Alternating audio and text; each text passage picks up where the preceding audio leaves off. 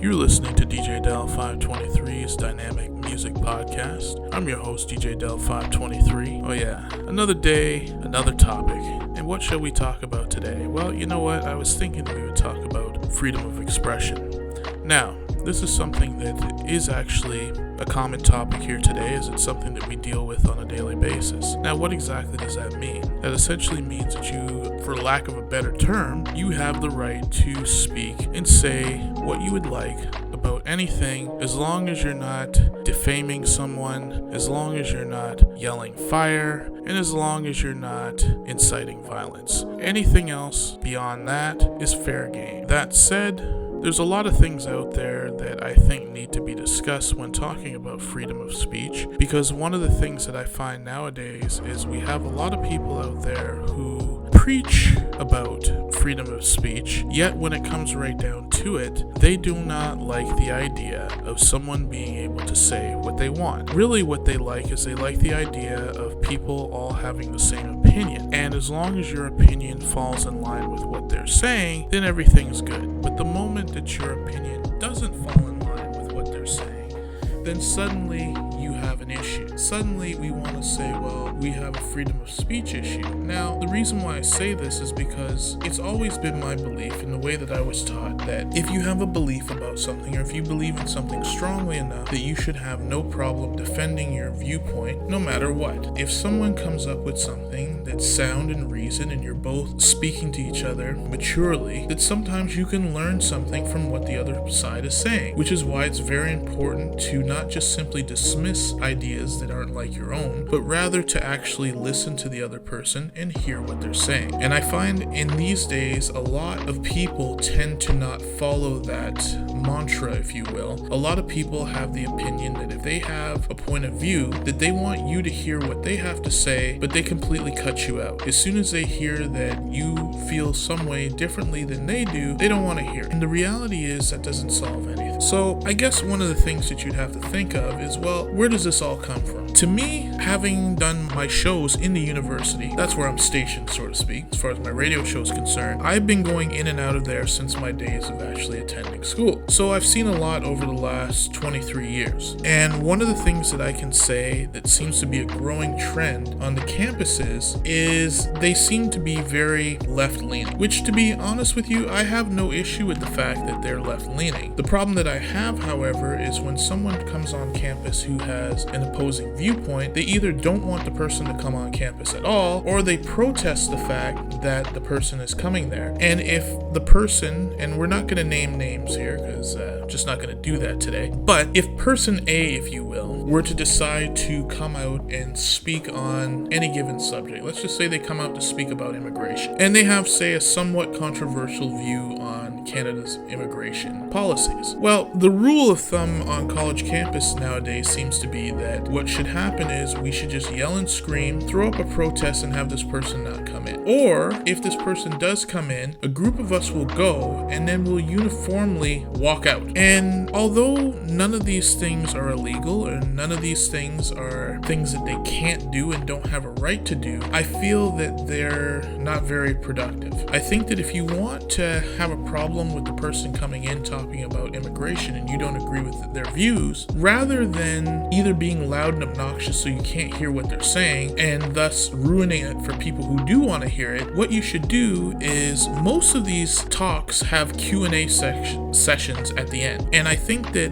what you need to do is, if somebody comes in and you don't agree with their viewpoint, rather than silencing them, you should let them say what they have to say. But come to that show lined up with a few questions that you want to ask. And obviously you may only be able to ask one question yourself, but you know what? Bring 3 or 4 of your friends. And between the 3 or 4 of you, each one of you have a question, a hard-hitting question that you're going to ask. And then that way, you ask that question, that person is forced to answer it. And by answering it, one of a few things is going to happen. Either A, they're going to expose themselves to everyone there as being exactly what you say they are, are. But here's the key. Because you went there in a civil manner, didn't create a stink, and just asked them a question, you proved your point without giving them an excuse to say that you were attacking them. And then people can see, hey, you know what? Maybe we weren't right about this person. That's one thing that can happen. The other thing that can happen is the fact that you go in there, and when you actually sit there and listen, you may realize that, maybe because before I just got caught up in the hype of everything that was going on, or the hype behind this person, that I never actually really took the time to actually listen to what they were saying. After really listening to what they're saying, I realized that although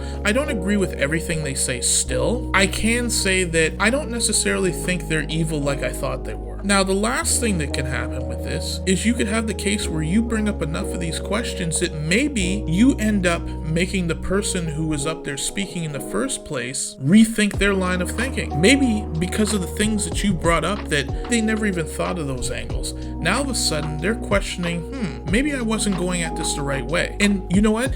Indirectly, you could have a hand in this person reforming their views. But the thing is, this can never happen without open dialogue. And this is why I think that open dialogue is important. This is also why I think one of the big things that I notice in the university session is the fact that you have these people here who refuse to be able to talk about things. They only want to hear one side. And I think that this comes down to the fact that you don't have debate groups anymore. Or at least if they do exist, because mind you, I haven't been in high school in over 20 years, so they might exist, but they're definitely not something that is glorified the way they used to be. And I think that this is something that is being lost. And you can tell this by the way that the young people react to opposing viewpoints.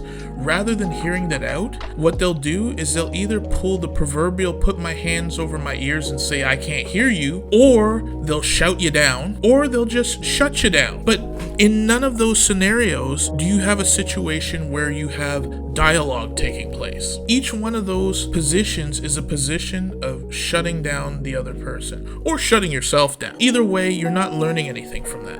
And this is why, I'm not going to go on a national campaign about this, but this is my own personal opinion here, that I think that debate teams should be brought back. If they're not already there, I think they need to be emphasized. I think that debate, because there's a lot of different electives in high school, I think that debating and critical thinking should be a course that's in all high schools. I think it should be a mandatory course so that people learn how to communicate. And more importantly, people learn how to, at a young age, how to deal with opposing views. Because right now what I see is a lot of people who, when they get a view that's different from their own, they either shut down themselves or they want to shut down the idea rather than actually talking it out and actually listening. That's the other thing too, is that there should be teach active listening. Because it's one thing to just say you heard someone, but to be able to not only hear them but understand what they're saying is huge. And these are things that are taught to a certain degree in the workforce. So I think that instead of just trying to teach that when somebody's in their 20s and they're starting work, if you start this earlier on, then they've already have this as an arsenal. It's in their arsenal to begin with, and they're better off for it. So to me, this is something that needs to be done. And this is where I come to freedom of expression, freedom of speech. I think that people need to understand, especially the young people, because I'm seeing this a lot with the younger generation right now, is that you have to understand that just because someone has a differing opinion than you, A, it doesn't necessarily mean that they're starting a fight, and B, it doesn't mean that you have to shut them down. And it's not always about being right or wrong, because you know what? You can have two different views on something. They can both be wrong, or they can just both be right and just be coming from two different sides. You know what I mean? But the thing is, if you don't talk about it, if you don't discuss it, you will never get to the point of knowing that that's the case. So really, communication, listening, and actually hearing what the person is saying is key. And this is why in school, as far as I'm concerned, you know what? Yes, you have to write essays. Yes, you have to read. But I think in addition to just being able to recite back exactly what the person said, I think more importantly than just saying, oh, you need to learn a paragraph and you need to be able to tell me the the paragraph verbatim what was said. What should be taught is the idea that you take this paragraph, read this article or whatever, and now give me your viewpoint on it.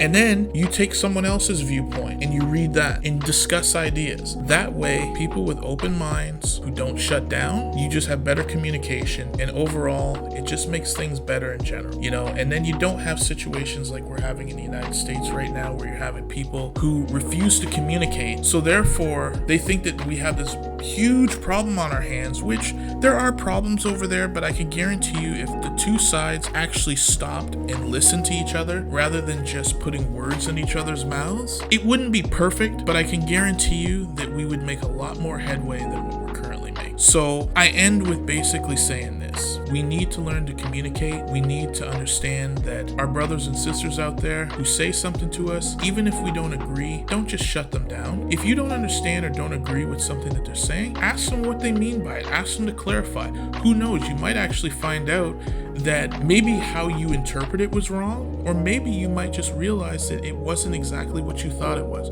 Either way, you don't know unless you ask, and that's the main thing. So that being said, I think I've said enough today, but I thought that this was something that was an important thing to talk about. I'm going to talk about music on my show because my show is about music, but I also talk about serious things, some funny things too. We're going to get into some comedic things coming up as well, because I know we've had a couple of serious podcasts, but we're not going to make it all serious. We're going to talk about some ridiculous stuff too, have some fun. But I just think it's important to be able to talk about these kind of things because I think we're getting away from that, and the fact that we're getting away from just being able to communicate or ask a person to clarify what they mean is really where our problem lies in a lot of this. So I think the sooner that we learn to actually listen to each other and not just shut down, the better off we'll be. Anyway, I'm DJ Dell 523. I thank you for listening to my rant here. I know sometimes I ramble, I like to talk, but you know what? Sometimes it's good to listen to, and sometimes it's just good to hear a different point of view. You might listen to this and think, you know what? That Dell is full of bunk, and that's fine.